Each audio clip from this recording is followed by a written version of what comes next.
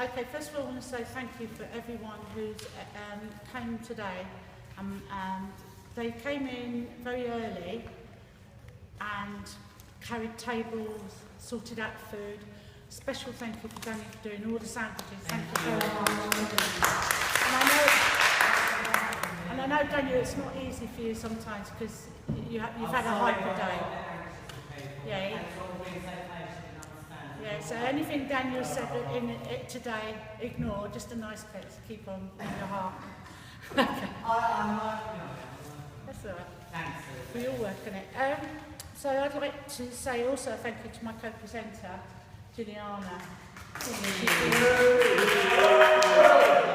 She's been brilliant this year for Your Voice Matters, especially because she's been introducing me to so many different guests. And we have a couple of the guests that on the Your Voice Matters show who are now actually going to be presenting their own show, which is absolutely brilliant, and I'm really pleased. And they're going to come and do performances. And one of them said, if you'd have told me, I would have done my whole show. But we're going to get a taster, and then you have to listen to their shows, just like you have to listen to Your Voice Matters. So thank you also to Lisa for running the poetry group. That's been absolutely brilliant, so thank you.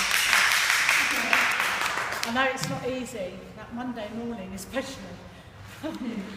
And also for my all the presenters that are here today that have been really new presenters.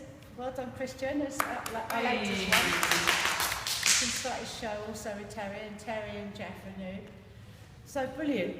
So I'm not going to which one anymore, but I just want to say thank you. So I'm going to introduce Jilliana, and Jilliana does something very special. And she does this on our show too, although I've made her shorten it down. But actually this one is a piece of creative writing. It's not a life vignette, which is what I normally do.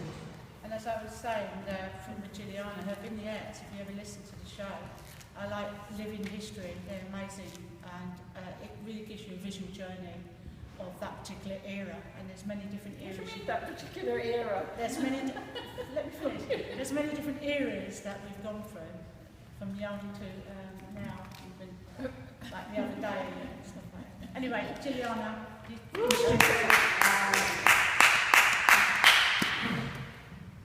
Right, this is entitled Bozo, and it's inspired by the big issue and the homeless people in Brighton. Well, I don't know if they're only in Brighton. I think, no, they're everywhere. What am I talking about? Yes. So, Pete Maguire from Dublin sat with his beloved Bozo, his loyal best friend, on the pavement outside Bewley's Tea Room in the heart of Dublin, the city of James Joyce. Bozo was a brown and beige basset hound with a long tongue. He loved to lick the hand of every passerby who patted his head. His brown, silky, floppy ears almost touched the ground, as did his sausage-esque underbelly. He would silently plead to the punters with his expressive eyes to buy a copy of The Big Issue. Woof, woof, he would utter. The punters would stare, mesmerised, and automatically buy.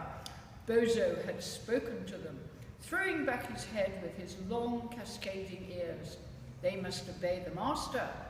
Pete, thus, would make a £1.50 profit on each magazine sold for £3.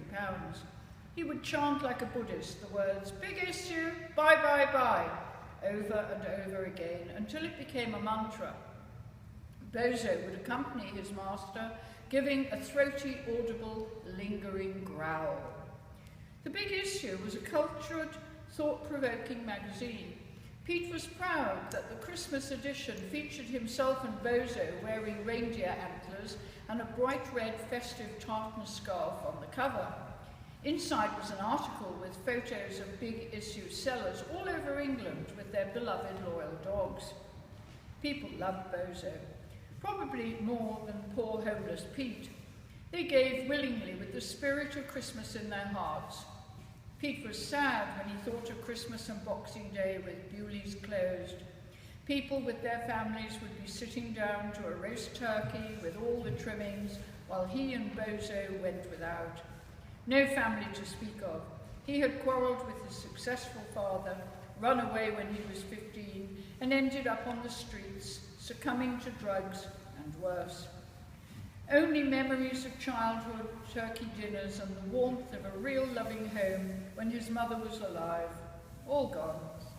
He and Bozo only had each other, hoping that some kind soul would remember them and bring scraps from their dinner table the next day.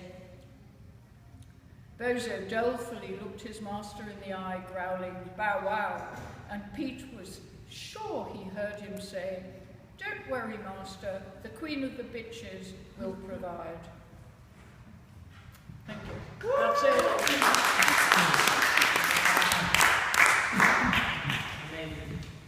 Excuse me.